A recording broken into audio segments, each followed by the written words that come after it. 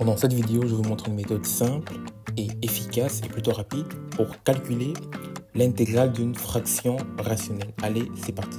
Enjoy. Donc bonjour à tous. Donc aujourd'hui, on se retrouve encore une nouvelle fois pour résoudre une question de l'examen d'admission politique. Donc précisément, l'examen de juillet pour résoudre une question de l'examen d'admission politique. Donc précisément, l'examen de juillet 2017, partie analyse. Donc pour cette question, on doit intégrer 2x au cube divisé par x au carré moins x moins 2. Bon, a priori, ça semble effrayant, compliqué. On n'a pas déjà vu ce genre de forme, mais c'est pas grave. On est là pour ça aujourd'hui. Donc, comme petit coup de pouce, on nous demande de diviser 2x au cube par x au carré moins x. Donc, je rappelle juste l'intégrale. Donc ici, a priori, il n'y a pas de méthode directe pour évaluer cette intégrale. Donc moi, personnellement, je ne connais pas de méthode directe pour évaluer ça. Mais on peut se dire, ok, si je peux décomposer 2x au cube en une fraction qui est plus simple, ça peut être peut-être avantageux pour retomber sur des propriétés d'intégration remarquables. Donc dans mes précédentes vidéos, vous pouvez regarder dans la playlist ou dans le lien qui va apparaître dans la vidéo sur méthode d'intégration.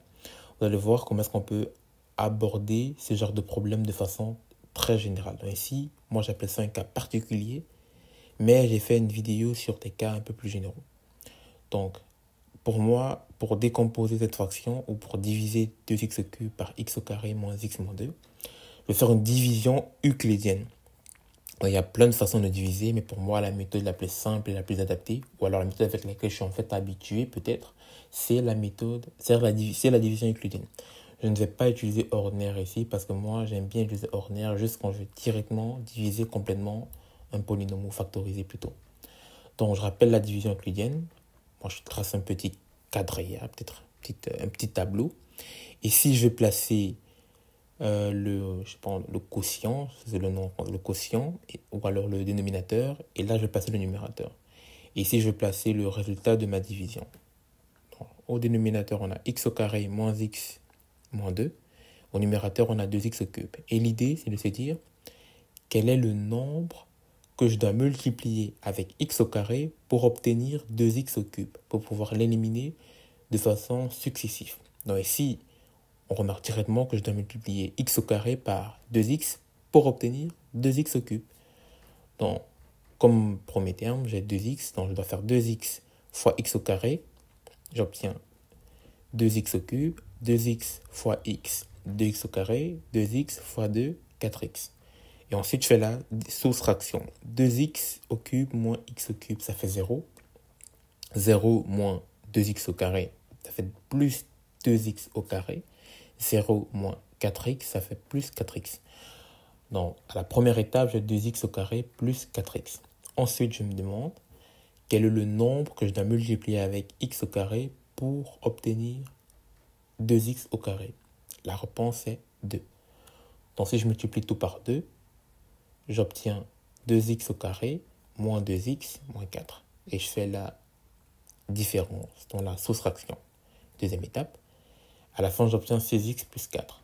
Donc, puisqu'ici, la puissance de x, là, donc x au carré est plus grand que 6x, je ne peux plus faire de division. Là, je dois m'arrêter au niveau de ma division. Du coup, je rappelle tout. À la fin, j'ai 2x plus 2 comme résultat de ma division. 6x plus 4 qui est mon reste en fait, divisé par x au carré moins x moins 2. Du coup, ici, je me dis, ok, voilà, intégrer 2x, c'est x au carré. L'intégrale de 2, c'est 2x. Mais comment est-ce que je peux intégrer 6x plus 4 divisé par x au carré moins x moins 2? Mais moi, quand je faisais ça à la main, je me suis dit, ah, merde, c'est un peu compliqué. Mais on peut se dire, voilà, si je peux décomposer cette fraction en fraction plus simple, je peux peut-être retomber sur mes pattes et appliquer certaines propriétés remarquables.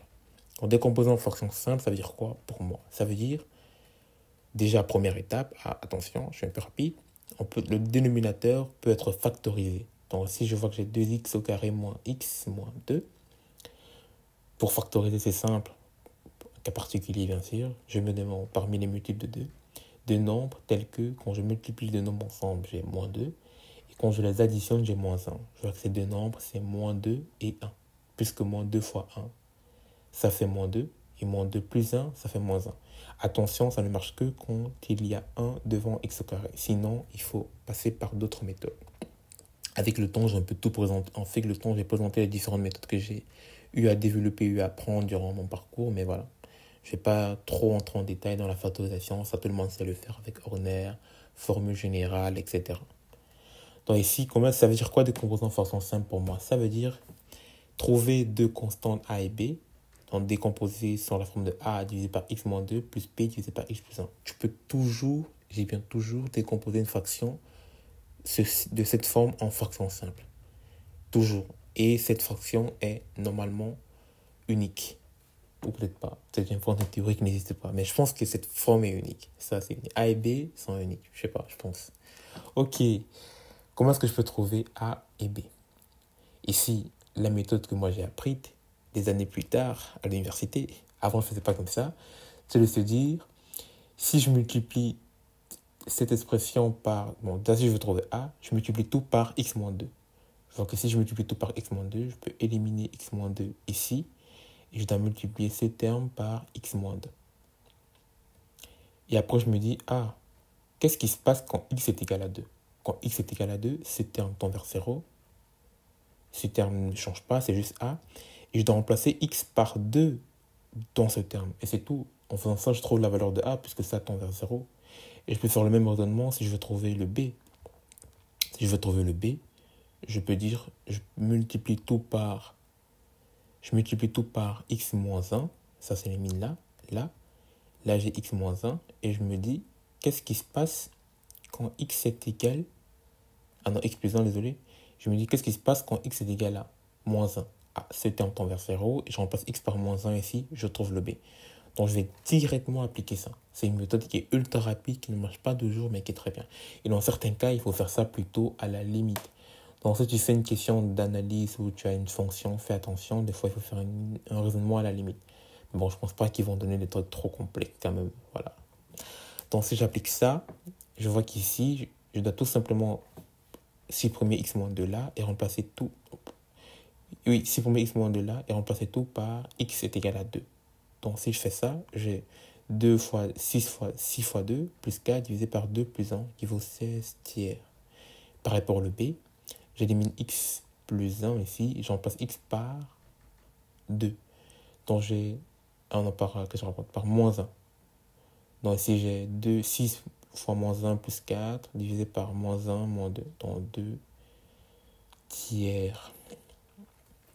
À la fin, je peux tout remplacer. Si je remplace tout, hop, à la fin, j'ai une belle expression bien décomposée. 2x plus 2 plus 16 divisé par 3, x moins 2 plus 2 tiers x moins 1. À la fin, je me dis, comment est-ce que je peux intégrer 2x? L'intégrale de 2x, c'est x au carré. L'intégrale de 2, c'est 2x.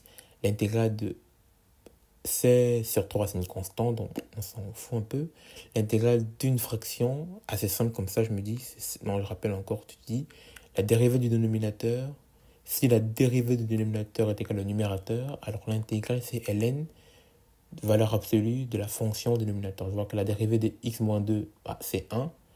Si je bloque un peu le 16 tiers ici, c'est une constante, je mets devant. Je vois que c'est tout simplement ln de x moins 2. Pareil pour ça, 2 tiers ln de x plus 1. Donc je recombine tout ensemble. À la fin, j'ai x au carré, qui vient de 2x, l'intégrale de 2x. L'intégrale de 2, c'est 2x. L'intégrale dans 16 tiers constante. L'intégrale de 1 sur x moins 2, c'est ln de x moins 2. 2 tiers constante. L'intégrale de 1 sur x plus 1, c'est ln de x plus 1 plus une constante. Et là, félicitations, tu viens de terminer et tu viens de mettre en poche une question d'examen assez simple et facile en 9 minutes. En réalité, si tu faisais à la main, tu maximum 15 minutes, on va dire 20. On va dire 30 si tu manques 4 doigts ou 3 doigts. Ou alors même une main. Et peut-être 1 heure si tu n'as pas de bras. Même maintenant, tu peux le faire. Dans la fin d'une constante, bon, on a terminé. Donc, je te dis merci. N'hésite pas de mettre en commentaire pour m'encourager. C'est vraiment très important pour la chaîne. Mettre un like, t'abonner si ce n'est pas déjà fait et peut-être partager à des amis, à des proches. Donc, c'est vraiment un sujet qui est ouvert à tout le monde, du secondaire à l'université. Et je te dis à la prochaine vidéo, probablement la semaine prochaine. Allez, ciao, au revoir.